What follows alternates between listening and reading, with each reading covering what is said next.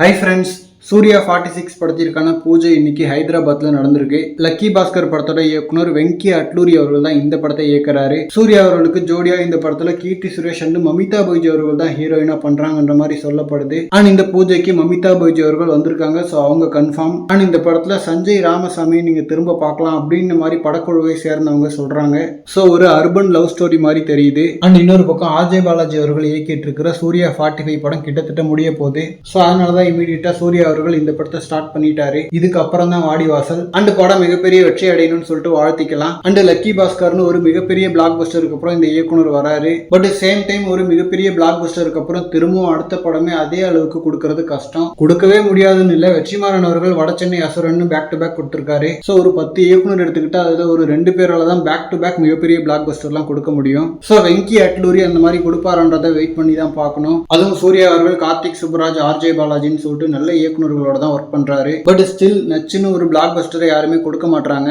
Next release ஆக போற Surya 45ல RJ Balaji அவர்கள் அதை கொடுத்தா நல்லா இருக்கும். அண்ட் இந்த படத்துல ஹீரோயினா பண்ற மமிதா பைஜி அவர்கள் ஆல்ரெடி ஜனநாயகன் படத்துல நடிச்சிட்டு இருக்காங்க. அது இல்லாம பிரதீப் ரங்கநாதன் அவர்களோட டியூட் படத்துலயும் இருக்காங்க. தென் ராட்சசன் இயக்குனர் இயக்கிட்டு இருக்கிற படத்துலயும் அவங்க தான் ஹீரோயின். இப்போ இந்த சூர்யா அவர்களோட படம் வேற. சோ வேற level line up. Okay friends, Suriya 46 lucky Bhaskar மாதிரி ஒரு தரமான படமா வரட்டும்னு சொல்லிட்டு விஷ் பண்ணிக்கலாம். தேங்க்யூ.